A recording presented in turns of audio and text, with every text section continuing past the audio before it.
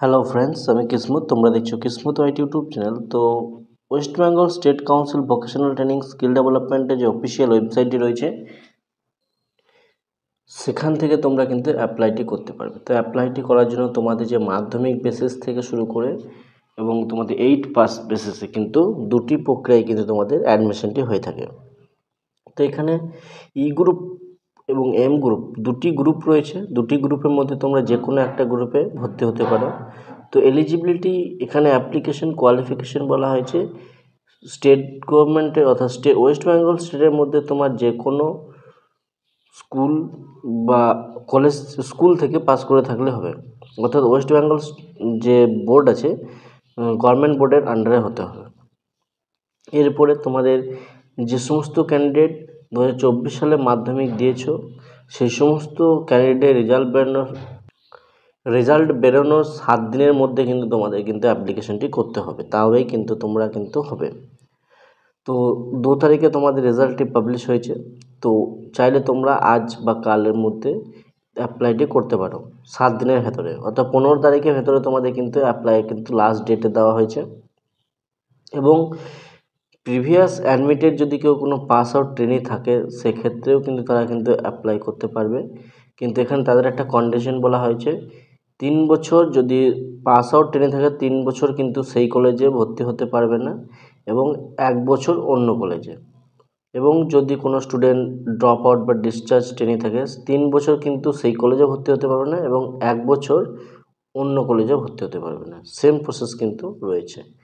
এবং এখানে যে এজ লিমিট রয়েছে, মিনিমাম এজ লিমিট হচ্ছে 14 বছর, এবং আপার এজ লিমিট এখানে কোনো নেই।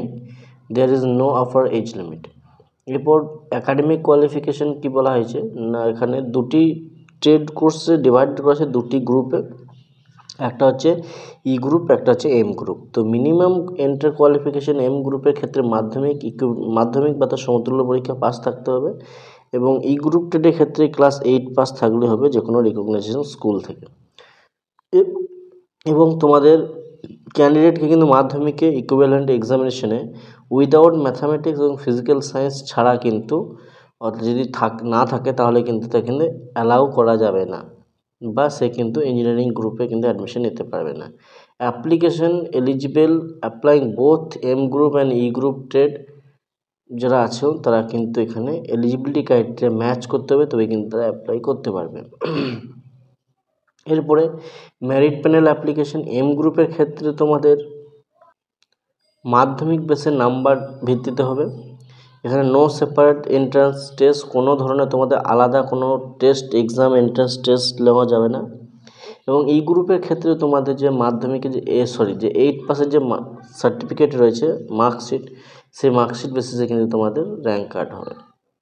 তো তোমাদের যে ফর্ম ফিল আপের ডেটটি শেষ হওয়ার 10 থেকে 15 দিনের ভেতরেই কিন্তু তোমাদের র্যাঙ্ক কার্ড পাবলিশ হয়ে যায়, এবং র্যাঙ্ক কার্ড পাবলিশ হওয়ার 1 থেকে 2-3 দিনের ভেতরেই কিন্তু তোমাদের অনলাইন কাউন্সেলিং কিন্তু স্টার্ট হয়ে যায়। অনলাইন কাউন্সেলিং স্টার্ট হওয়ার 1 সপ্তাহ থেকে 2 সপ্তাহ টাইম লাগে, তারপরে কিন্তু তোমাদের কি হয়ে যায় না, তোমাদের কাউন্সেলিং কিন্তু সিট কিন্তু ডিস্ট্রিবিউট হতে থাকে। অর্থাৎ তোমাদের জুলাই আগস্টের মধ্যে কিন্তু তোমাদের আগস্ট মাসে কিন্তু তোমাদের ক্লাসের সিজন কিন্তু ভিডিওর মাধ্যমে বলে দেবো আজকে।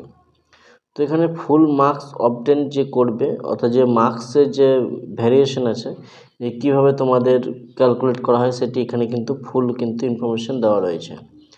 এবং তোমাদের ই গ্রুপ এবং এম গ্রুপের ক্ষেত্রে তোমাদের কি করতে হবে না, scbtwb.in অফিসিয়াল ওয়েবসাইটে গিয়ে তোমাদের মোবাইল নাম্বার দিয়ে রেজিস্ট্রেশন করে, তোমাদের নাম ঠিকানা দিয়ে, যদি কেউ এখন না অবধি করে থাকো, ডেট অফ বার্থটি তোমাদের ডিফল্ট পাসওয়ার্ড থাকবে, সেটি তোমরা সিকিউরিটি রিজনের জন্য চেঞ্জ করে নেবে। এবং পেমেন্ট প্রসিজার যেগুলি রয়েছে, debit card, credit card, net banking, UPI etcetera থেকে করতে পারবে।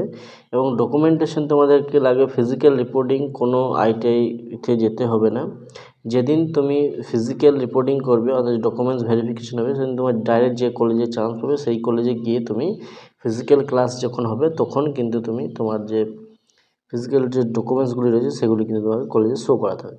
তো এখানে কী কী ডকুমেন্টস লাগবে, self attested photocopy, admit card, মাধ্যমিকের এজ প্রুফ হিসাবে সেলফ অ্যাটেস্টেড ফটোকপি, মার্কশিটের এরপর তোমার সেলফ রেজিস্টার্ড ফটোকপি সার্টিফিকেট মাধ্যমিকের বা 8 পাসের যেগুলি রয়েছে এই গ্রুপ এবং এম গ্রুপ বোথ ক্ষেত্রে CBSE internal 10th pass candidate যদি হয়, সিবিএসসি বোর্ডে যদি হয়ে থাকে সেক্ষেত্রে মার্কশিট। এম গ্রুপে self registered photocopy SC ST OBC physical চ্যালেঞ্জে যদি কেউ থাকো এবং 2 colour passport size recent photography এবং সেলফ রেজিস্টার্ড ফটোকপি আধার কার্ড এবং সেলফ রেজিস্টার্ড ফটোকপি ভোকেশনাল বা PBSSD পাস যদি থাকে, এগুলি কিন্তু তোমাদের নিয়ে যেতে হবে। এবং মাধ্যমিক 8 ক্লাসে কী বলা যায়, equivalent certificate marksheet mandatory admission M group এবং E group trade respective time of the starting physical. তোমাদের যখন ফিজিক্যালি ক্লাস স্টার্ট হবে তখন কিন্তু তোমাদের কিন্তু যে মার্কশিটগুলি রয়েছে সেগুলি কিন্তু তোমাদের ফিজিক্যালি কিন্তু স্কুল কলেজে কিন্তু জমা দিতে হবে, এটা কিন্তু এখানে বলা হয়েছে। এবং ইনস্ট্রাকশন এখানে যেগুলি দেওয়া রয়েছে, তোমরা যে নামগুলি হবে, যে যদি ফর্ম ফিল আপ করার সময় কোনো কিছু ভুল করে দাও সেক্ষেত্রে সেটি কিন্তু আর এডিট করা যাবে না, এখানে বলে দেওয়া হয়েছে। এবং ছেলেদের ক্ষেত্রে 200 টাকার চালান নেওয়া হবে এবং মেয়েদের ক্ষেত্রে কিন্তু 100 টাকার চালান নেওয়া হবে। এই যে পয়সাটি দেবে এটি কিন্তু তোমাদের কোনো রিফান্ডেবল নেই, কোনো ফেরত আসবে না। এবং তোমাদের কালার ফটোগ্রাফিটা 15 KB মধ্যে আপলোড করতে হবে। এখানে অ্যাপ্লাই করার সময় 15 KB মধ্যে তোমাদের একটা ফটো লাগবে পাসপোর্ট সাইজ, সেটি কিন্তু আপলোড করতে হবে। এরপরে তোমাদের কোটা, যে রিজার্ভেশন কোটা রয়েছে ওমেনদের ক্ষেত্রে 20% রয়েছে, শিডিউল কাস্টদের ক্ষেত্রে 22% রয়েছে এবং তোমাদের শিডিউল ট্রাইবদের ক্ষেত্রে 6% এবং ওবিসিদের ক্ষেত্রে 7% এবং ফিজিক্যাল চ্যালেঞ্জের ক্ষেত্রে 4% এবং EWS এর ক্ষেত্রে 10%। EWS বলে তো এমপ্লয়মেন্টিভ ওয়ার্কার সেকশনের ক্ষেত্রে 10%। এই যে সিটগুলি রয়েছে এবং এখানে আর একটা সিট রয়েছে যেটা বলা আছে যে এই 9টি মেজর ITI কিন্তু তোমাদের কোনো ডিস্ট্রিক্ট কোটাতে কোনো সিট থাকবে না। ডিস্ট্রিক্ট কোটাতে তোমাদের যে 20% 50% সিট থাকে, এখানে দেখো 50% টোটাল সিট আর রিজার্ভ ডিস্ট্রিক্ট কোটা। তো এই 9টা কলেজে কিন্তু কোনো ডিস্ট্রিক্ট কোটা কিন্তু কাজ করে না।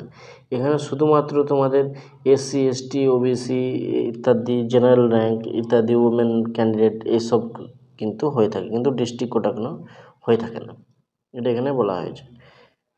এরপরে তোমাদের যে চান্স পেয়ে যাওয়ার পরে মেডিকেল সার্টিফিকেট লাগবে এবং তোমাদের ফিস স্ট্রাকচারটি দেখে নেবে।